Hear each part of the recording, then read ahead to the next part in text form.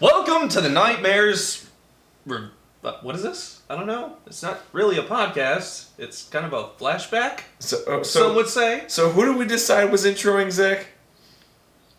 Me. I'm taking a musical. This is the Nightmares Podcast Flashback Weekend special. Wait a minute. Hold up. You bought a shirt? Yeah. Yeah. Look at that. Look at that, folks. Look at that right there. That's pretty good stuff. Wait a minute. I didn't see you buy a shirt. Why didn't you tell us? They ask you if you wanted to buy a shirt when you buy the admission ticket. I guess we. Yeah, we didn't get that offer. I don't know. Should have. I wasn't listening. We didn't. I didn't even know you got a shirt. Otherwise, I probably would have bought one. Yeah. Yeah, it looks pretty good. Thank you. It's good stuff right there. Yeah. Yeah. So Brandon, we did some stuff this weekend. We did. Did? First, horror news. Yeah, let's go over that. All right, because I've got a big one. Okay. Before I came to Chicago, I'm actually from a little small town in New York called Westfield, and it was Wait.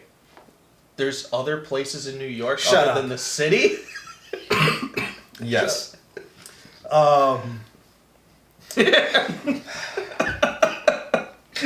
We made Brandon angry.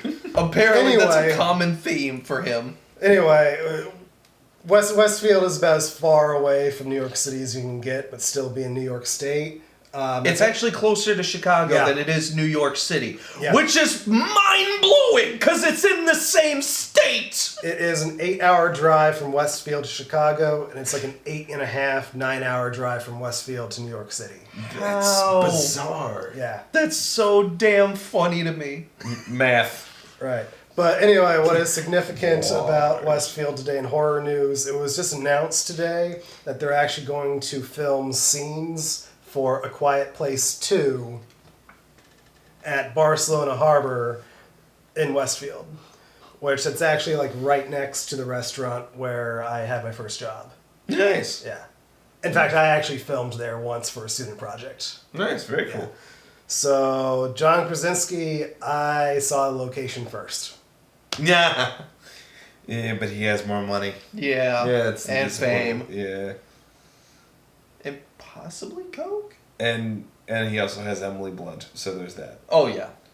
There is that. So you know what? The only other thing we got in horror movie news is Nick Frost and Simon Pegg have a new horror comedy show coming out called Truth Seekers. It is all about paranormal activities. There is no trailer out. It was just an announcement. It looks fun. I love their stuff. It should be a fun time. Obviously, we'll talk about it when it actually comes out. But even if it's half as good as their worst thing, it's still going to be pretty darn good. Didn't they do something with magicians that you refused to watch? Did they? Yeah, we saw a trailer for it 2 months ago? Maybe more than that? No, actually. Oh yeah, that looked terrible. Yeah. I don't think they wrote that though. Fair enough. Fair enough. So, yeah, that's all I got in horror movie news. Zachamus? There was something that came up, I don't fucking know. Yeah, obviously it wasn't that important. So, Flashback Weekend. We were able to go to the last day of Flashback Weekend, which is Chicago's big horror convention. Yes. It was a lot of fun. Indeed it was. Really, my one big regret is we just didn't have enough time and money to go all 3 days, get more autographs, see more people. But alas, with our filming schedules this year and everything, but I think we definitely made the most of the little time we could spare. We knew we absolutely had to go at least one day, and it was definitely worth it. Next year, we'll probably go all 3 days. We're going to make it a mission to make sure that happens. There is a convention coming up, November 22nd? November 22nd, it's in the Schaumburg area, which is a suburb of Chicago. We're definitely going to be there, and most likely, fingers crossed, we will actually have a table there. Hopefully. So we'll actually be representing our lovely channel. And then obviously we do got a couple other exciting things happening in the next 2 weeks for our channel. I know I've been hinting in the Instagram videos about that name change. It's actually going to happen in the next 2 weeks. So that's it. That's all I have for news for now. One way or another.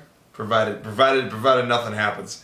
Yeah. So let's talk about our experiences. Yeah, absolutely. When we first got to the hotel that was being held at, I don't think any of us knew what was going on. Yeah, so for anybody who's local to Chicago, it was held across the street from the Rosemont Center. So that was unusual. It was, what was the hotel called? The Crown Plaza. Yeah, Crown Plaza. Usually conventions are held in that convention center.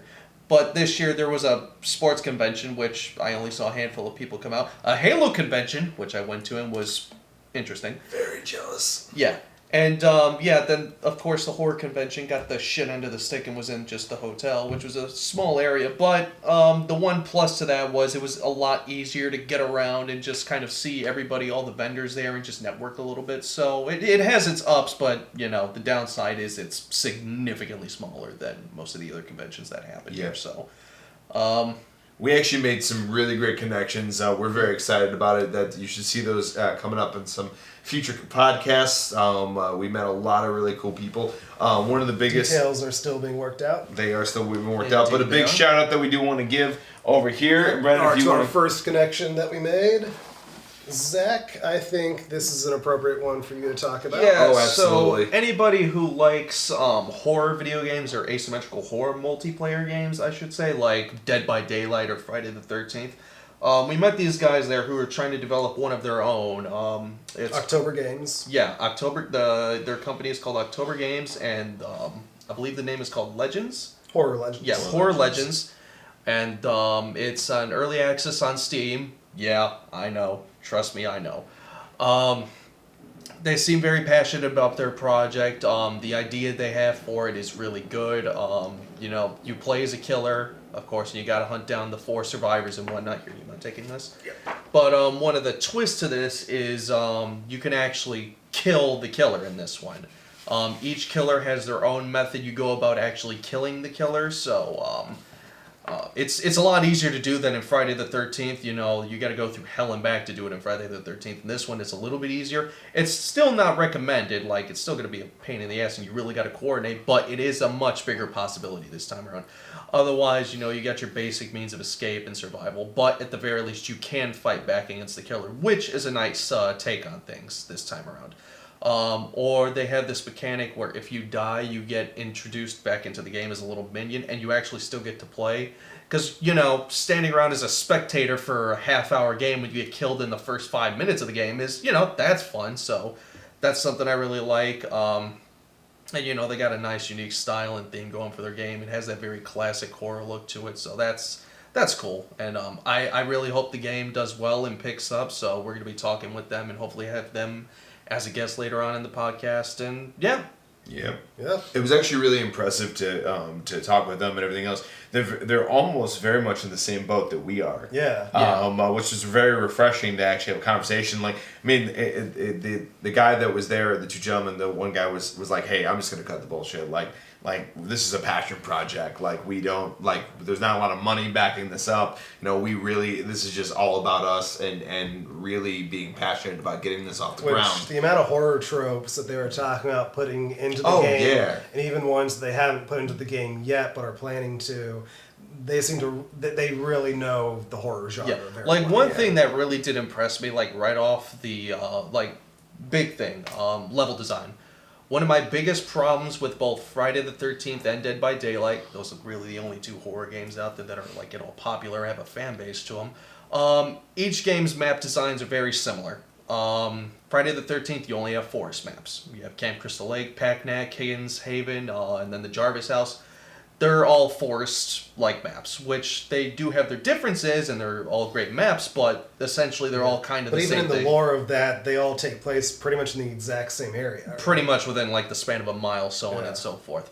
And Dead by Daylight, everything just looks like a trash. Just throw shit everywhere, just random piles of crap, and the map designs for Dead by Daylight, I think, I hate them.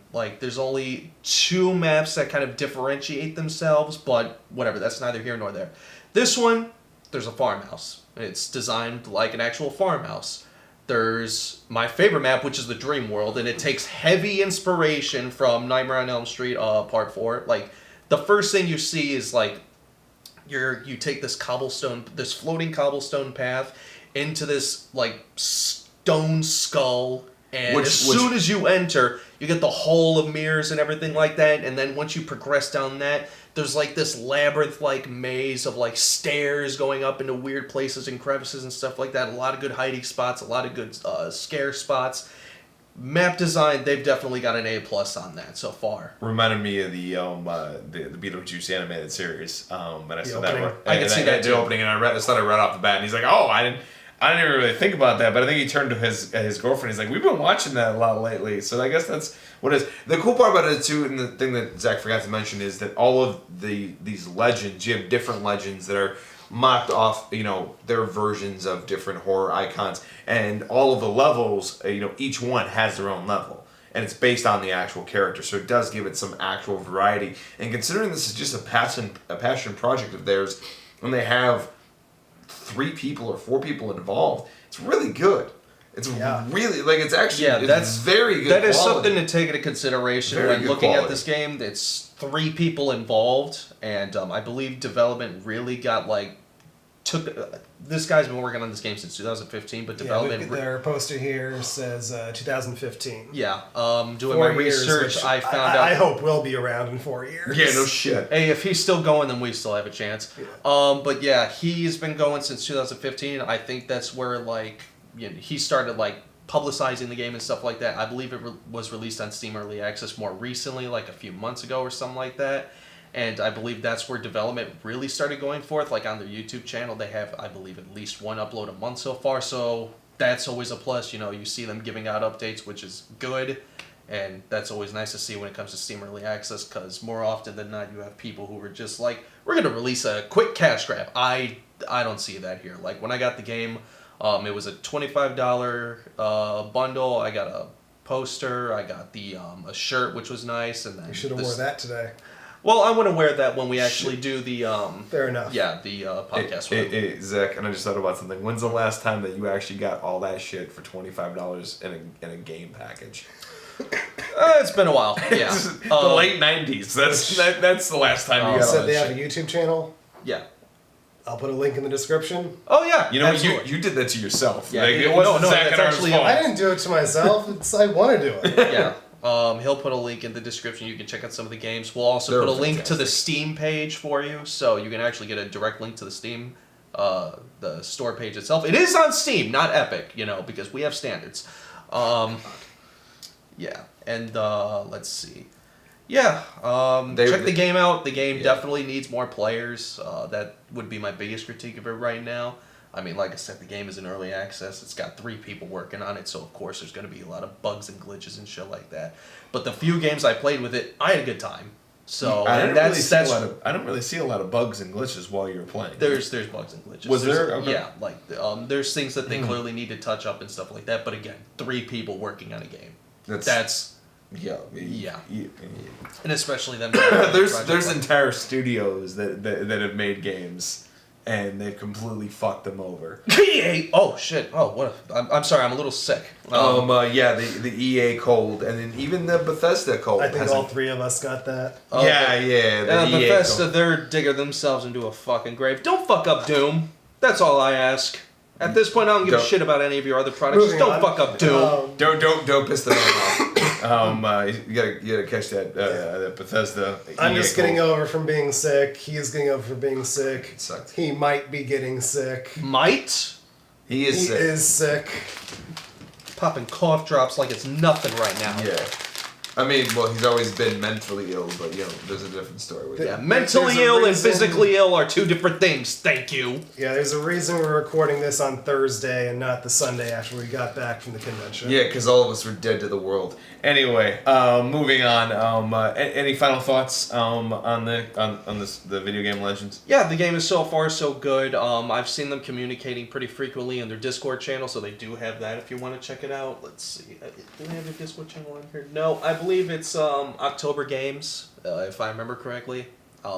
We will definitely be going more in detail about this game later on one of our future podcasts within the next 2 months, give or take. So We're working out details. we're working out details with them right now. So yeah, look forward to that. And in the meantime, just check out the game and let them know what you think. Let us know what you think. If anybody wants to play, I'd love to. Horror survival games are definitely my favorite type of multiplayer games. So it looks really fun. I can't wait to play it myself. Yeah, because I'm going to force them to play it. Yeah. And the last thing I'll say, this is one more reason to support your local artists and your independent entertainment companies. I mean, these guys are incredibly talented, and they deserve the exposure that they need to get this off the ground and to work out those small, minor bugs and to really publicize a really fun game. Actually, I got to witness Zach playing it. It's a lot of fun. Please check it out. Obviously, Brandon will have links below. So yeah, the game has a lot of cool features that I think should be implemented into most of these horror games. But we'll see what happens. Yeah. The Brandon, do you want to talk about the prop master? Yeah. So we also spoke with the owner of the Horror and Sci-Fi Prop Preservation Association. Yeah. Do you want me to go grab his business card so you can say it properly? I'm pretty sure I got it right. No, that's pretty sure. That's pretty sure. We'll put the description below. Let me grab the business card and make sure I got it right. There you go. Yeah, so it is a nonprofit. Is a nonprofit museum in Bolingbrook, and he's basically been collecting different horror and sci-fi props for years, and he goes to different conventions and displays some of them. This year at Flashback Weekend, he had one of the zombie dogs from one of the later Resident Evil movies. I believe it was. I think it was Afterlife. Yeah. The one with the splitting head. Yes. Yep. That was pretty cool. He had the machete from Zach's personal favorite of the Friday 13th movies. Yeah, Part 7. Yep. Yeah. The on-screen used, by the way. I'm just like, I want it. He had the Lamentation Cube from Hellraiser 8, Hellworld. Yeah, That's the one with Lance Henriksen, right? Lance Henriksen and, who the hell plays Superman? Which Superman? Modern or recent movies. What the? Henry Cavill. Henry Cavill. Yeah, Henry Cavill's in that movie. Really? Okay. Yeah. I remember I was rewatching it recently, and I'm just like, holy shit. That's awesome. He also had some of the hair from Barf from Spaceballs. He had some Harry Potter stuff. He also had the pistol from RoboCop 2. Not 1, 2. Yeah. He had one of the Spider-Man costumes. Yeah. He had a few costumes too. He had the Bill and Ted costumes. Yes, Ash from Evil Dead. Yep. Yeah. Even the Shop Smart. Yeah. Yeah. So he had a lot of those. And I forgot, did he have Pyramid Head there? Yes. Yes, he did. did. Yes, he did. Yes, he did. Yeah. Like, that was fucking awesome. Yeah. This is so cool too because there was so much that it was almost overwhelming. And he in the greatest way possible. We didn't even see even a fraction of what he actually had. Well, this dude essentially has his own little museum, pretty much. Yeah. And it's just like full what we saw was only the tip of the iceberg. Yeah. Pretty much. Yeah. He had like 3 or 4 books showcasing the different collection. Which the one that we saw that sparked our conversation with him. Oh yeah. Yeah. Should we save that as a surprise? No, because okay. we have to talk about this movie at least once per podcast. It's Fair enough. Fair enough. Hey, folks, you got 2 guesses on which movie we're going to talk about. Is it going to be Society or I'm Stephen King and I'm going to make a movie. Maximum Overdrive? I'm a cocaine. Hi, I'm Stephen King. It's and I'm going to direct my first movie. Yeah, we saw a picture of him with the butthead from Society. And literally, we just flip open the book and it's the first thing we see. It's like, are you kidding and me? they both look at me at the same time and they're like, and Mark knew. It's literally fate! And he heard us talking about it, and that's how we started talking to him. And then he literally pulled his head out of his own ass. I'm sorry, I have a little bit of the movie. Oh my god! I can't wait till what is it? The 25th. We're gonna go see that in theaters. 25th. It's like a tick now. Like I have little like flashbacks. He gets to see the full experience, possibly with the little Krillo. Oh god. Oh, it's gonna be great. It's gonna be great. It's gonna be great. I hope Wes comes. I really do. Now that is a man who is surely passionate about what he's doing. Oh, absolutely. Really laid back, really knowledgeable. He was talking about how he had the Michael Myers mask from Halloween Resurrection. And I got really happy because at first I thought that was the one that he was wearing when he got beat up by Busta Rhymes. But no, it was one of the backup masks, so it never actually made it. The way he quoted it is, I have the Halloween mask from the best Halloween movie. Yeah. Halloween Resurrection. Yeah. Trick or treat. And then he follows up with that question. I'm just like, oh my god.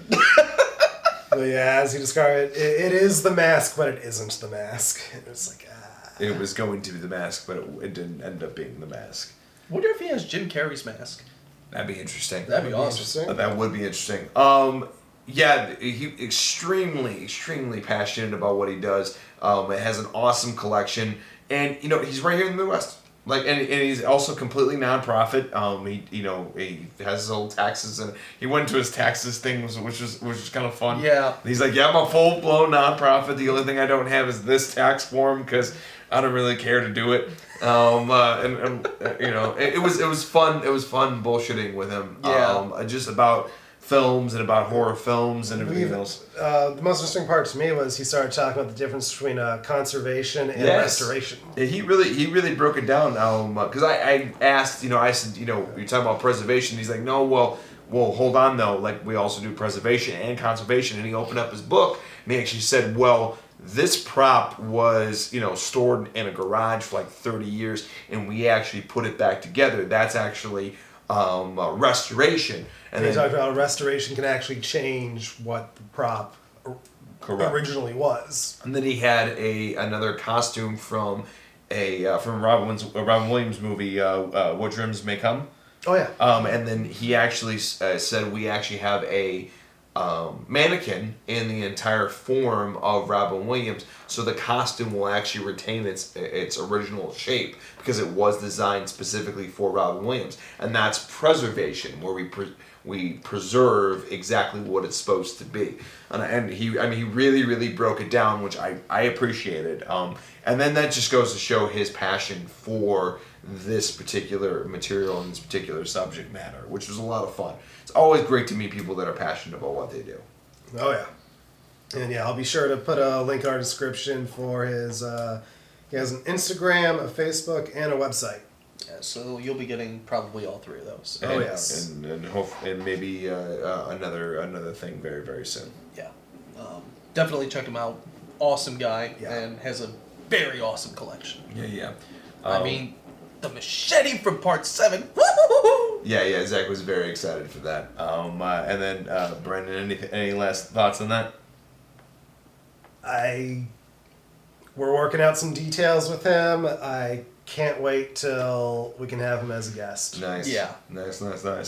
So, and then I actually ran into an old friend out there. He actually had a booth open, Mr. Tony Wash, over at Scotchworthy Productions. If his movies, actually the story he told me was he always drank scotch when he watched horror movies. And he would only bring out good scotch while watching good horror movies, or good movies in general. So that's how he came up with the name for Scotchworthy. I've known him for about 10 years. I was in one of his films back in 2010. So almost 10 years coming That's up. That's before I even came to Chicago. Yeah. That's before I even graduated from high school. I was in college at the time. And it was a lot of fun being on the set. It was really fun to catch up with him. He's got a lot of different projects going on. Brandon and Zach both got to meet him as well. Seems like a pretty good guy. Yeah. Another person that's incredibly passionate about what they do. Has been doing it for a very, very long time. It's been very, very lucky to be involved in a lot of interesting projects. It was great to see him again. And I'm hoping we see him very soon. I know he's very interested in jumping on a future podcast. We've got to get all those details worked out. But it was really fun to see him, and some of the work that he's been doing over the last 9 years has, of course, been impressive. I joke with him all the time because like we almost only see each other at these conventions. So, but we both decided that needs to stop, especially considering now that I've met these gentlemen and become more involved with that genre. That just needs to stop, and then we will see each other more on a regular basis. Yes. Hopefully, this podcast will having him come on the podcast will be a huge help. Of us, communicating a little bit better than we have in the last better half of a decade. But yeah, it was fun to see him. It was fun to see him. That was another really cool highlight. And he reminded me that we really need to have a booth next year because it would be really. Oh, we're definitely planning ahead for that because absolutely. I think it was like a week or two after we remembered that the convention was happening. We literally all right, let's go get a booth. A week later. All booth submissions have been taken. You can no longer get a booth this year. Damn it! Yeah. A major horror event convention and everything else being sold out of booths a week before. Who knew? Plan ahead. Well, that's also what happens when you've been around for less than a year. Yeah. Yeah, it's very true. We're approaching that date. God, it's crazy. We are approaching a year. Yeah. October's going to be a big month, folks. For many reasons. Oh, for obvious reasons, and then obviously that is pretty much our 1 year anniversary because we came up with the idea at the weekend before Halloween. It would have been this Saturday right before Halloween. Right before Halloween. And then that conversation continued with Zach and I talking about it in my house on Halloween. On Halloween, exactly. Yeah, Brandon, a lot of fun. You had a job or something? I think I did. Yeah, something going on. Yeah. I know. I sure as hell know that you want to talk about some fun stuff that you got to do as well. I did do some fun stuff. You did do some fun stuff. I got a few pictures. I got a few autographs. I got a few little knickknacks here. So I'll start with the first one and the biggest one. I got to meet writer-director Fred Decker, who of course co-wrote The Predator. He wrote and directed RoboCop 3. And of course, he also did what I think is one of the single greatest movies ever made, Night of the Creeps. Better. Yeah. And so, he autographed right here in the center of the slipcase of my collector's edition Blu-ray. Right there. There's actually a picture of me on our Instagram with him as well. Yeah. So he autographed my copy of Night of the Creeps. And just so you know, folks, how important Night of the Creeps actually is to him. Anytime Brandon finds out that somebody hasn't seen Night of the Creeps, his famous quote is, "I know what we're doing for the next 90 minutes." Yep. And I told Fred Decker that too. And you two were sitting right behind me, and I said, "These two guys are victims of that." And then Zach and I both went like this.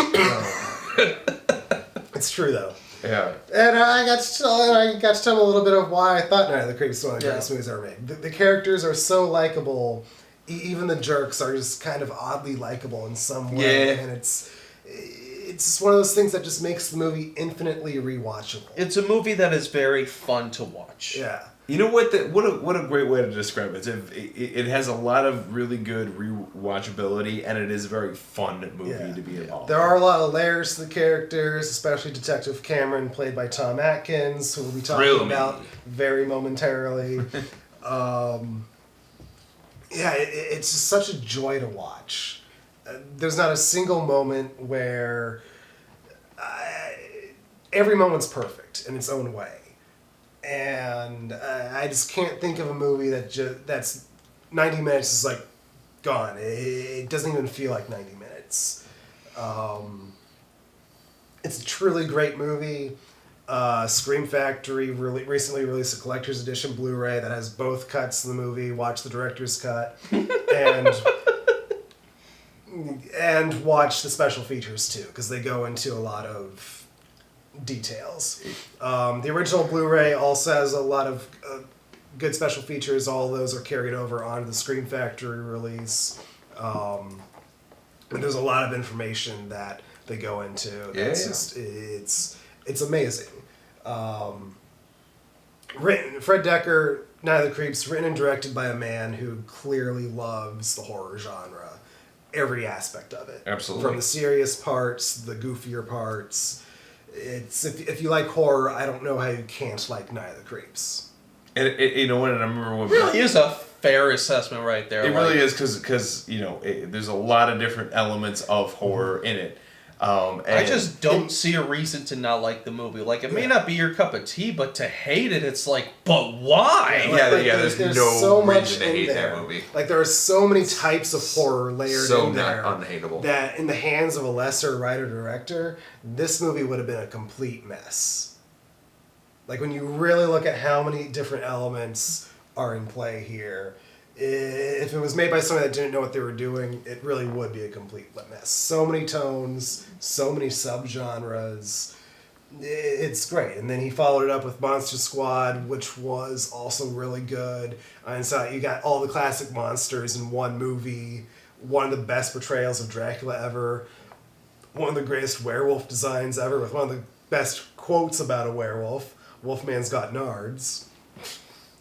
For those of you who don't know, he has a very unhealthy Fred Dekker obsession.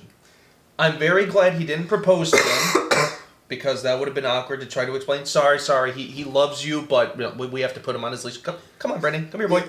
Come on. Truthfully, though, Night of the Creeps is one of my favorite movies. Oh, it's a phenomenal movie. And Monster Squad was also great, and it's a shame that he hasn't been able to direct more after RoboCop 3. I really hope he returns to directing soon. I really do. What a note to end on. Yeah, I mean, it's... We're not going to blame him for that. No. Yeah, Night of the Creeps, Monster Squad, an episode of Tales from the Crypt, and RoboCop 3, and that's it as a director. Maybe he just likes writing. Maybe he just prefers it. Yeah. Maybe. Yeah. Maybe. I mean, it's he also had involvement on one of the Star Trek shows. I think it was Enterprise. Okay. The first movie he wrote was House, directed by Steve Miner. I believe he also wrote the Denzel Washington movie Ricochet. Really? Yep. Which one was that one? I barely remember it. Yeah, I don't remember that one. Yeah, I think he only has a story by credit, so I don't think it was... Gotcha. I don't think his draft was the one that went on to be filmed. Of all the movies that have his name on it, I'm going to take a stab in the dark and say that's the one that he had the least involvement with. He also wrote, a couple years ago, a pilot for Amazon, co-wrote it with Shane Black, called Edge. That sounds familiar. Which, unfortunately, that one pretty much just came and went. Like, as soon as I heard about it, they already took it off, so unfortunately I didn't get to watch it. And then, of course, he recently co-wrote The Predator with Shane Black, and he's, of course, come out about some issues he's had with the final cut. But... yeah, I mean, it's if The Predator did one thing right, we've got Fred Dekker working again, and I hope he does more. I hope he does more soon, and I hope he returns to directing. And yeah, he seems like a very nice person. Took a picture with me, which that's up on our Living Nightmares official Instagram. And yeah, that was a great experience. Wouldn't trade anything for it. I believe it. Yeah. And then Mark took the picture of me with him, and in the background of that picture, you can also see Sean Clark of Horror's Hallowed Grounds. Which Horror's Hallowed Grounds is a little bit of a series. It's like a micro series. It's basically Sean Clark is this person that goes around to different locations, and he revisits the locations of these classic horror movies. I think we saw an episode of him recently. One of the Friday the 13th episodes, if I remember correctly. I think so. Yeah, I believe. Yes. Yeah. He does a lot of stuff. A lot of his episodes are on Scream Factory collector's editions. He's been doing this for a while. Like one of his earlier episodes is on the Texas Chainsaw Massacre Blu-ray. No dying. Gotta wet my throat here. Can't die. It's against the rules. It is against the rules to die here. Yes. No, we encourage dying here. I mean, dying on film is okay, but like not dying like Yeah. real. He did do one with Night of the Creeps very recently. Very passionate about what he does. He also frequents a lot of these conventions. Always has free stickers for his fans. At this convention, he also had a limited edition pin Nice. that he was selling for $10. And yeah, I think the sign said only 200 made, so I made sure that I grabbed that because whenever I buy a Blu-ray that has one of his episodes on it, I check it out immediately. Yeah, Horror's Hallowed Grounds is a little fun little series. It's interesting to see locations then compared to now. Some of them are like barely touched. Some of them look nothing like they used to. Some of them are literally just a crater. Yeah. I told him a little story about when I had my own little Horror's Hallowed Grounds moment when I was filming my Watergate documentary in Washington, D.C. When Matt and Freddie and I got to the hotel a little bit early, so our rooms weren't ready. So we just went walking, we crossed a bridge, we went up this hill, and then we just kind of circled around, and we saw this staircase, and Matt and Freddie just walked down the staircase like it was nothing.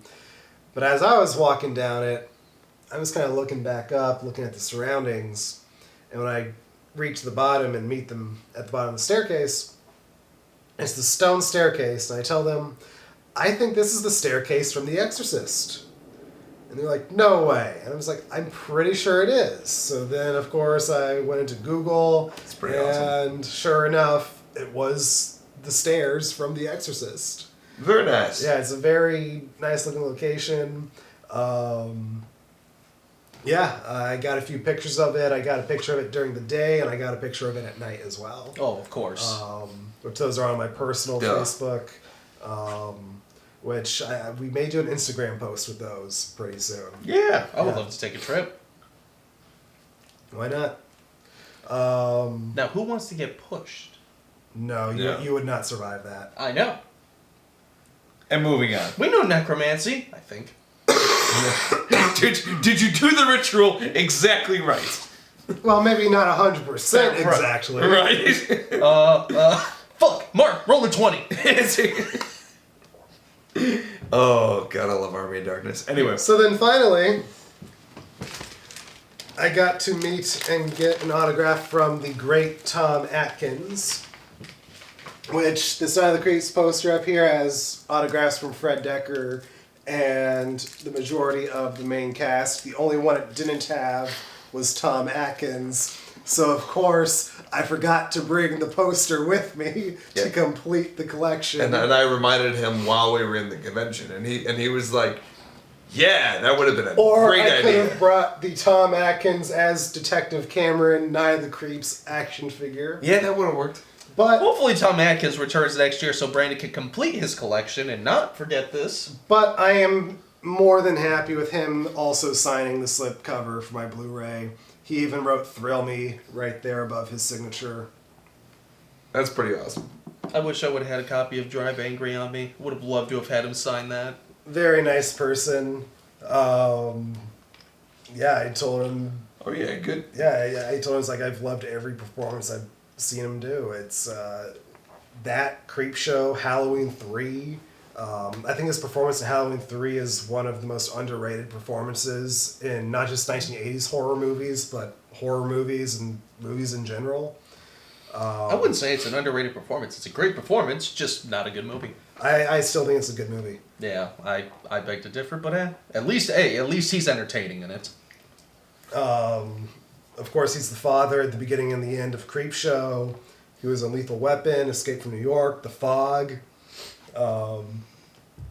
Which there's a drinking game you should play with The Fog where it's you take a drink every time Tom Atkins sleeps with a woman within 10 seconds of meeting her.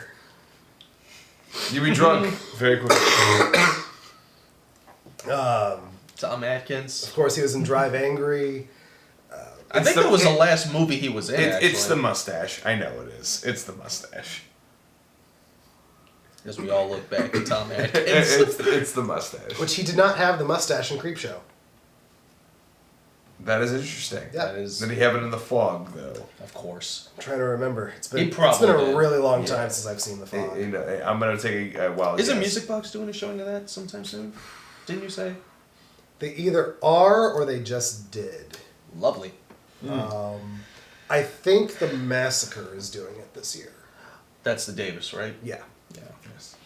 So yeah, really nice guy. I'm glad I got his autograph. So between my Blu-ray and my poster, I pretty much have all the major players of Night of the Creeps autographs. And yeah. And then I also got a picture with him, which Sean Clark actually took the picture of me and Tom Atkins. I was wondering, hey buddy, can you take this picture? I was over here wondering, I'm like, wait a minute, you did it? Who the hell took your picture? We were over there talking to what's his name? Yeah, so both of my pictures have a Sean Clark connection. He's in the background of my Fred Decker picture, and he's behind the camera of my Tom Atkins You really picture. should have got a picture with Sean. Nothing Clark, if that's the case. is more humbling than being a person who's there to sign autographs and somebody says, Hey buddy, can you take this picture for me? No, actually, he was the one that offered to take. Oh, did he? Okay, well then it's a nice guy then. Yeah. I would have been like, can I get a selfie with you? Yeah. Alright, anyway. It was a fantastic weekend. Anything else that you want to They had a lot of other cast members from Night of the Creeps there, which unfortunately I didn't really have the money to spend on further autographs.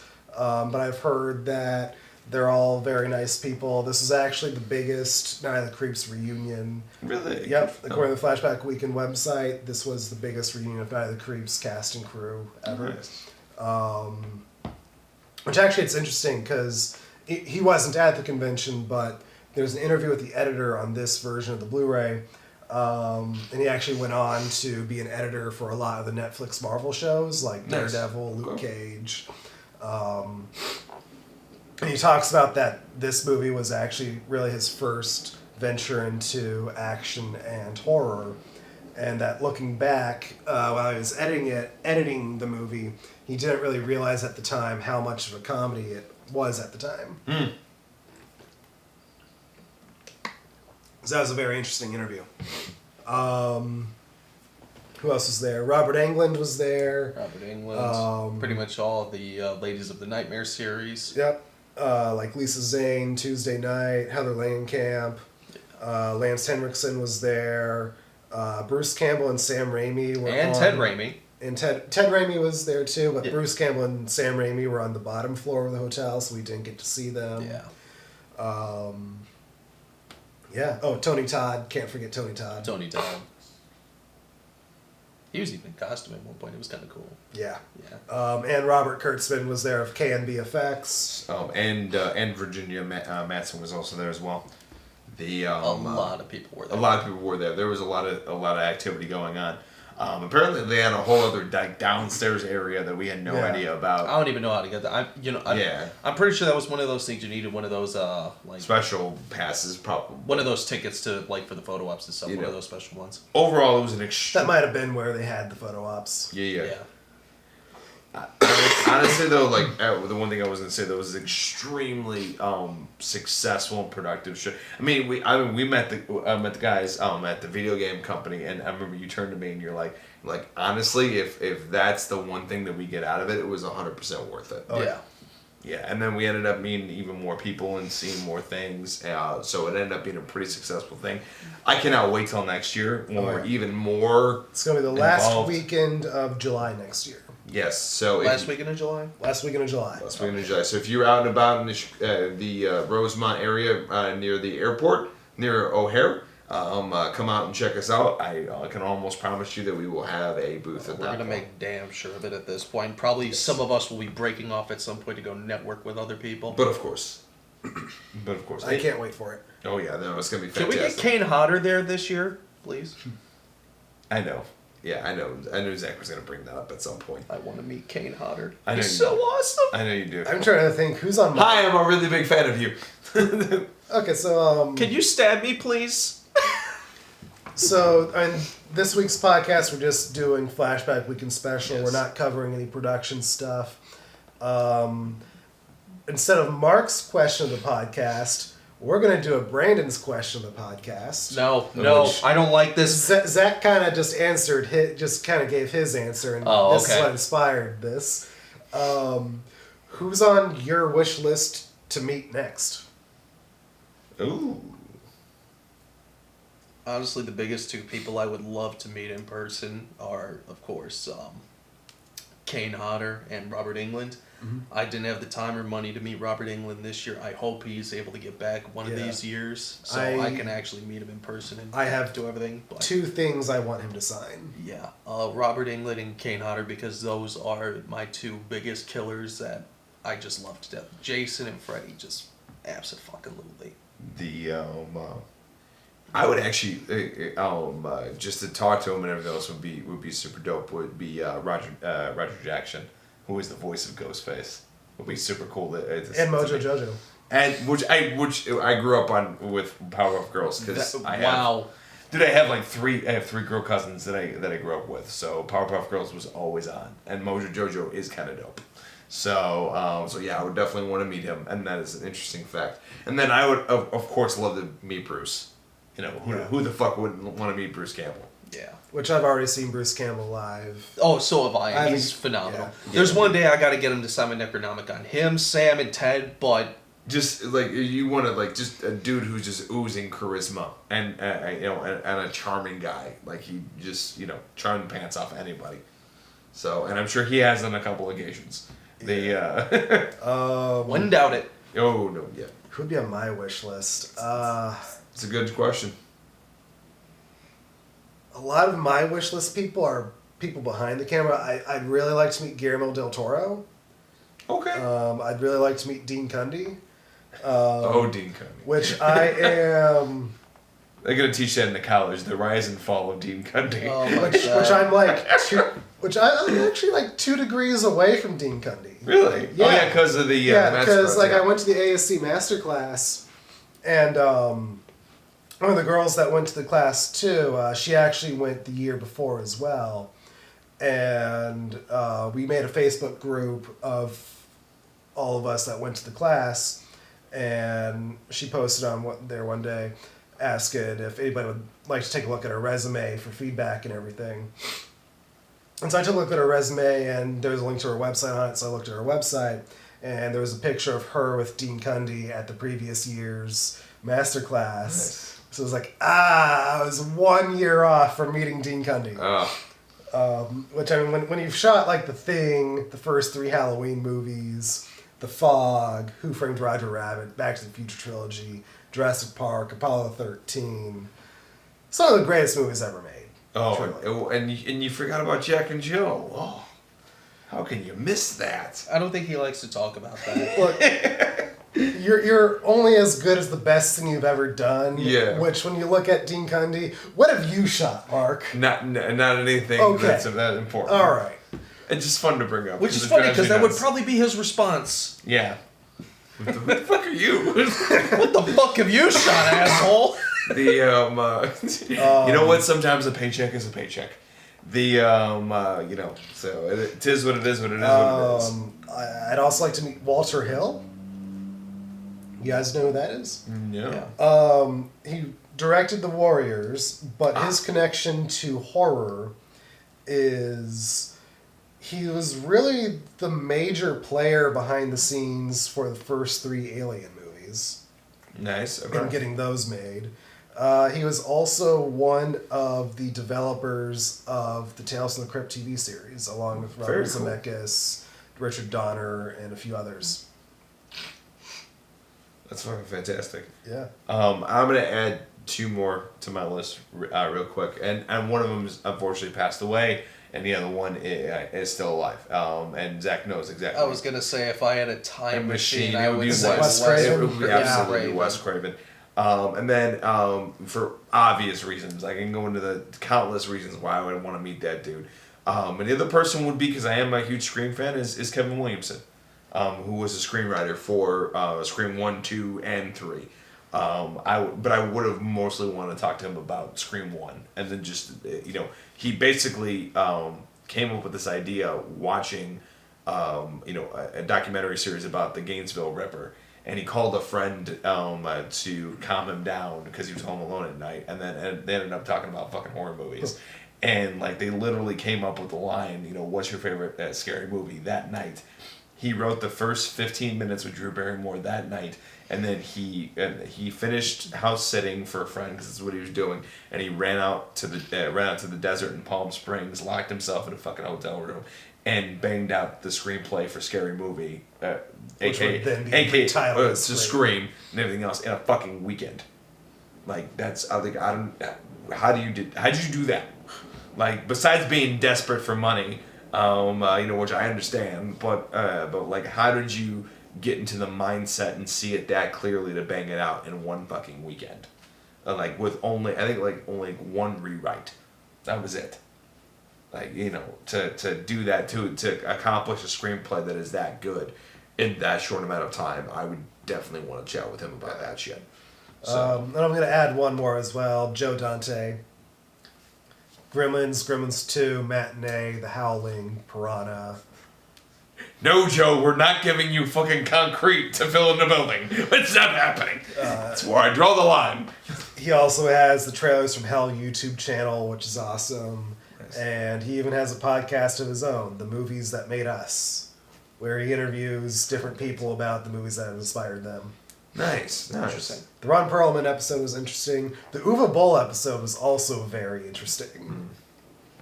Yeah, he co-hosts that with Josh Olson, who's probably most famous for writing the screenplay for History of Violence. I guess if I had to add anybody else, it would be Sean Cunningham and Victor Miller.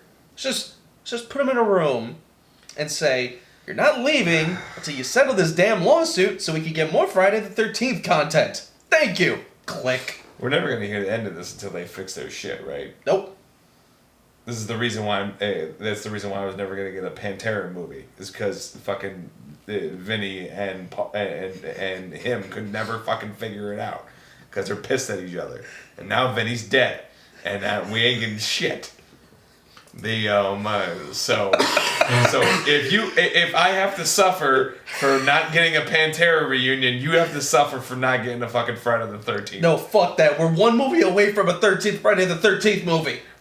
Yo, dog, I got your 13 with your 13 with your 13. I need one more Friday the 13th movie, then that's fine. You can end it there. I need one more. On the 13th. That would be pretty cool. Yeah. That would be pretty cool. June 13th, 2022, I think is the next one. Yeah. They have time to work it out. Oh yeah, you have plenty of time to work it out. Make it happen. Yeah, dude. I think we'll solve, And this is another reason why you don't let the rights to your property just get split off into a bunch of different directions and shit like that. Yeah, this is a perfect example about why contracts are important. And actually, proper contracts are important. But yeah, no Philin and Vinnie Paul, and no two writers of Friday the 13th for you. No, sir. writer and director. Right. Yeah. Yeah. Always something. To end this on a good note, I'm very happy with how our one day at Flashback Weekend went. Oh, absolutely. We met a lot of great people. I wish we could have gone all 3 days.